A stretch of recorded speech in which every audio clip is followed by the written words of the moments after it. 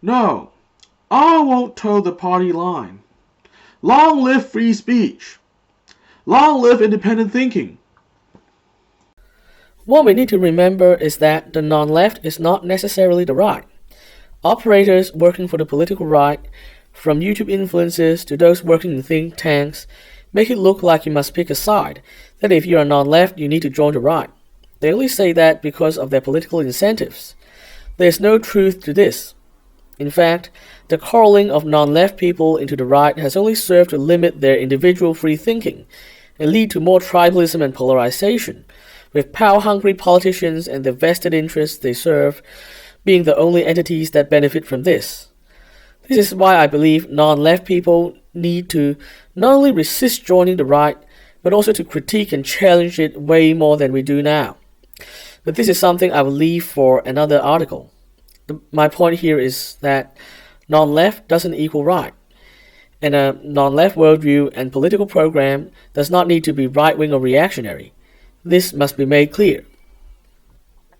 I think that going forward, what we need to do much more is to articulate a philosophically non-left progressive vision, one that can serve as an alternative to both the woke left's philosophy and activism, as well as the populist right's reactionary politics, one that is based on non-left philosophical traditions like classical liberalism, libertarianism, reformism, and Burkean conservatism, but strives to look forward and make things better for everyone.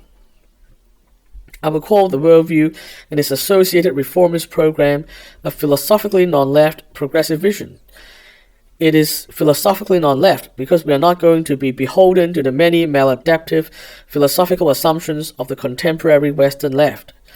On the other hand, it is still a progressive vision because we still believe there should be less discrimination and more freedom for everyone. And we still wish to end racism, sexism, anti-LGBT, and other forms of bigotry using liberal means. The goals of this vision are ultimately going to have some common ground with the progressives on the left, even if there are still going to be plenty of differences, like our absolute commitment to free speech and freedom of conscience, things which the contemporary left clearly don't respect enough. The most important thing is that the way we are going to get there is going to look very different. What we need to remember is that the non-left is simply those who are philosophically in disagreement with the operating system of the contemporary Western left. This operating system includes things like using an identity as class oppressor versus oppressed lens to examine things by default, seeing almost everything as interlocking oppressive social constructs rather than allowing that some things might have evolved as useful adaptations, seeing tradition as inherently oppressive and to be deconstructed, celebrating rebelliousness and subversion for the sake of it, hating on the neoliberal logic of the market economy even in contexts where no worker is being oppressed or exploited, and so on. There are really too many of these philosophical assumptions that are generally accepted in the left as it exists, which have accumulated over the 100-plus year history of the left. I oppose having to work within this operating system because it polarizes society, compromises free speech, and most importantly has proven to be generally ineffective and even counterproductive in some cases. Instead, I primarily take my inspiration from older philosophical traditions like classical liberalism, reformism, and yes, even Burkean conservatism. This ensures that progress is sustainable rather than chaotic, and minimizes the resulting backlash that can actually hurt real people in the real world. This is why I'm non-left. A philosophically non-left progressive vision would necessarily involve ending racism, sexism, anti-LGBTism, and all other forms of bigotry.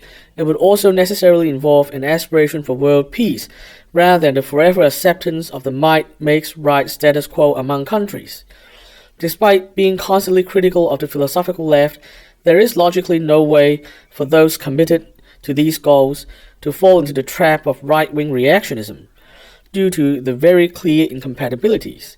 This means a program of critiquing wokeness that is committed to these goals would definitely not see a repeat of what happened to 2010's anti-wokeness.